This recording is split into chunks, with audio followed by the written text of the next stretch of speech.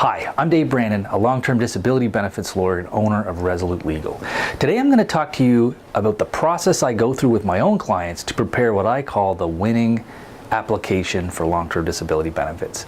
Now this is going to be compared to what I would call the usual application that people put together, which is simply filling out the forms the insurance gives you, leaving work at a random time, not really working closely with your doctor to prepare forms, and just sort of sending this stuff all off and then kind of hoping for the best. That is the most common situation that we see, and that will almost definitely result in a denial of your case. If you do the bare minimum, just simply use their forms, don't really monitor the whole process, your chances of winning are very slim, even for legitimate claims. So what I want to take you through is the ideal process. Now, ideally for me, someone would come to me before they've even left work. That's when I can get the maximum chances of success for the person. Because when the person comes to me early on, we can craft a strategy right from the outset. Now, when I say a strategy, I mean that the claim has to be handled very differently depending on your situation. And the three key things I look at are, what is your occupation? What is your illness or disability? And what is the insurance company we're dealing with? Based on those three variables, the strategy that we use for your case could be very different from something I would use with another client. Those are all very important things.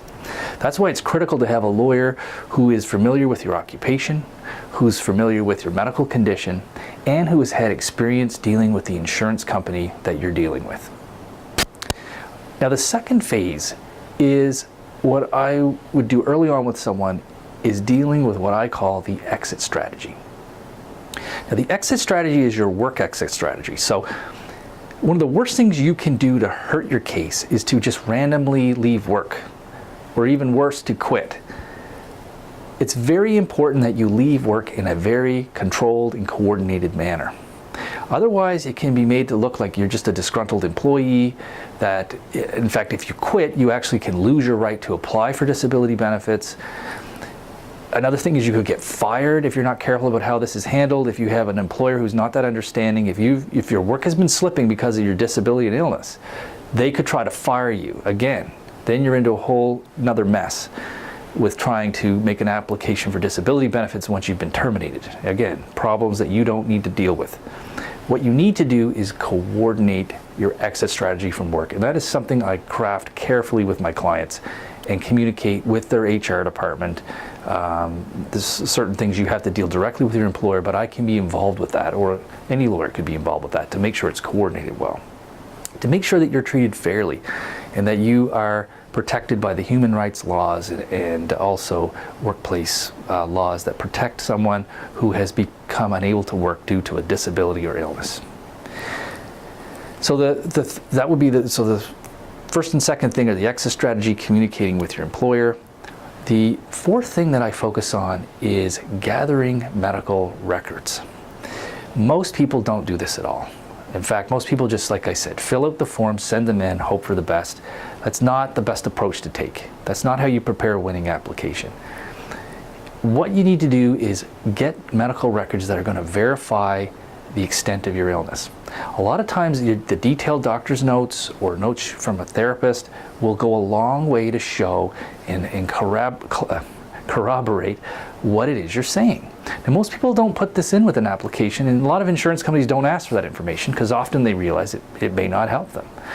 So that is another thing that we need to do with a case, is get other medical records to include with the application. Now, the next thing is the doctor's report, okay? How could I forget the doctor's report? Most people just send the form to their doctor and hope the doctor knows what to do to fill out the form and send it in. I have been doing this a long time. It's rare to find a doctor who can effectively fill out the form, even if the doctor feels that you're disabled. In fact, one of the worst things a doctor can write on a form is, "My patient is disabled from work." See, that kind of thing is not helpful. People would think, oh, my doctor's saying I'm disabled, but the insurance company does not just go on a bald statement like that. Your doctor has to give, it's not enough for your doctor to say that. They have to give a lot of detail and explanation of why. That's where most people fail. That's where most doctors' reports are rejected. You'd be quite surprised to learn your claim has been rejected and your doctor's saying you're disabled. Well, I'm not surprised, because the doctor has not given a detailed analysis and explanation, then the insurance company won't accept that. Now, the next part, and this is something that most people would not do, is sometimes it's important to prove your case, to prepare the winning application. You have to do your own testing. You have to identify in your situation, maybe you need a functional capacity evaluation to give more verification to the level of physical disability you have. Maybe in other cases, I've had clients get neuropsychological testing to verify the level of cognitive disability or problems that they have. In other cases, the critical testing would be with a vocational expert. A vocational expert can look at what your disability is and then compare that to the actual description of your work, and then explain why it is that your disability prevents you from working. Now, these are types of reports that you would have to get on your own.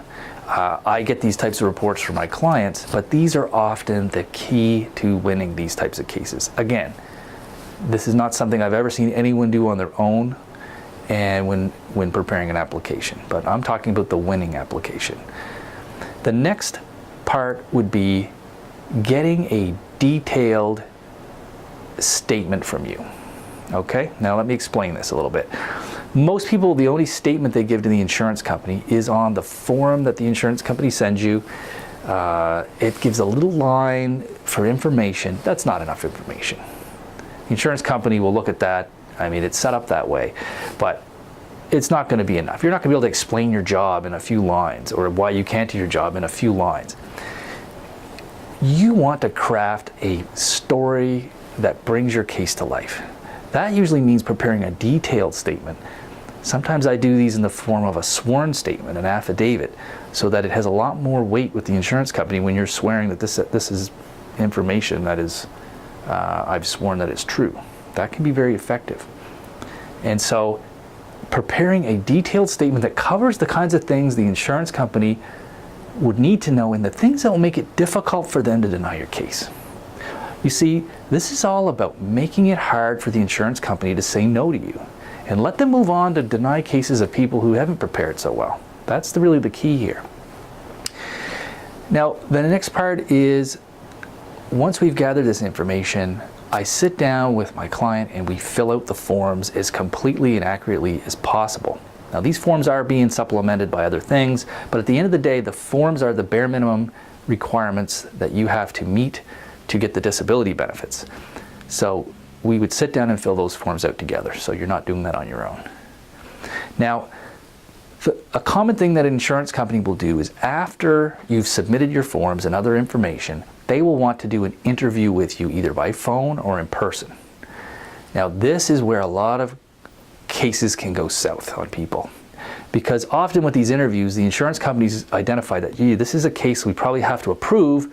Let me interview them and see if I can poke some holes, and then I have a reason that I can deny this claim. That's frankly what's going on. So when you go into this interview, you need to be able to put your best foot forward, not fall for the little tricks and traps, and be well prepared and confident. How that works with me is, I prepare you for the interview and I attend it with you either in a three-way phone conversation or in person with the insurance person who will interview you. That way your rights are protected and there's not going to be any funny business going on. Now, the other part is that you can sometimes see in the early application phase is the insurance will want to send you to their own doctor for an examination. Now, this is rare at the initial application phase, but sometimes we do see it. Normally they'll do this after they've already approved you for benefits, and then they want to kind of reassess the situation. They'll send you to their own doctor for an examination. But this can't happen at the early stages in the application phase, and if it does, you need to be prepared properly to be able to go to this doctor and present yourself well, so that you can put your best foot forward. Now, the final piece of the puzzle is, and you can see that I'm kind of reading on my sheet here, the final piece of the puzzle is to put forward the winning application is that we don't just send the forms in. We prepare it like this thing is going to a trial. So we put together a very comprehensive brief.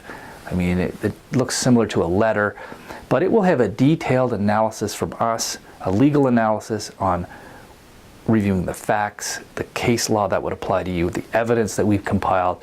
We put forward very strong arguments in favor of why this case is a winning application and why they need to approve your case for long-term disability.